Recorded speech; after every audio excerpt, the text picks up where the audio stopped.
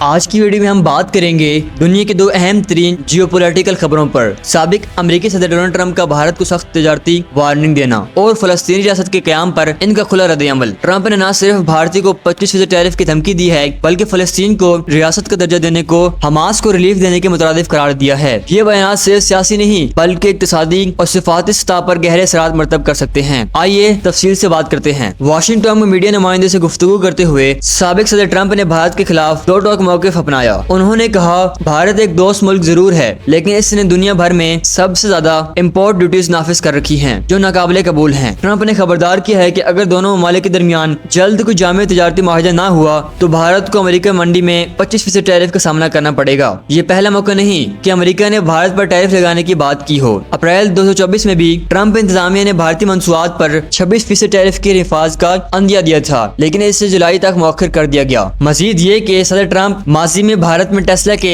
موجودہ manufacturing plants کو بھی روک چکے ہیں، یہ کہہ کر کہ اس سے امریکہ صنعت کو نقصان ہوگا۔ انہوں نے ایپل کمپنی کو بھی خبردار کیا اگر ایپل نے اپنی مصنوعات امریکہ میں تیار نہ کی تو اسے بھی 25% ٹیرف دینا پڑے گا۔ ہم چاہتے ہیں کہ ہر آئی فون امریکہ سرزمین پر بنے۔ یہ بات واضح ہے کہ ٹرمپ کی پالیسیوں کا محور امریکہ فرسٹ ہے، چاہے وہ تجارتی معاہدے ہوں یا مینوفیکچرنگ۔ اب سوال یہ پیدا ہوتا ہے کیا بھارت اس دباؤ کے آگے جھک جائے گا یا دونوں ممالک کے درمیان ایک نیا تجارتی تنازع شروع ہونے والا ہے۔ اب بات کرتے ہیں مشرق وسطی کی سیاست پر ٹرمپ کا سخت موقف کی۔ ٹرمپ نے واشنگٹن میں ایک سوال کے جواب میں دو ریاستی حل پر بات کرتے ہوئے کہا ہم نے برطانوی وزیر اعظم سے دو ریاستی حل پر بات نہیں کی اور نہ ہی فلسطینی ریاست کو تسلیم کرنے پر کوئی تبادلہ خیال ہوا۔ انہوں نے مزید کہا کہ فلسطینی ریاست کو تسلیم کرنا دراصل حماس کو انعام دینے جیسا ہے اور میں سمجھتا ہوں کہ حماس کو کسی قسم کا ریلیف نہیں ملنا چاہیے۔ ٹرمپ نے واضح کیا کہ غزہ میں جو کچھ ہو رہا ہے وہ ہر ذی شعور انسان دیکھ سکتا ہے لیکن ایسے وقت میں شدت پسند گروہوں کو سیاسی فائدہ دینا ذمہ دارانہ حرکت ہوگی۔ یہ بیانات ایسے وقت میں سامنے آئے جب اقوام متحدہ، یورپی یونین اور متحدہ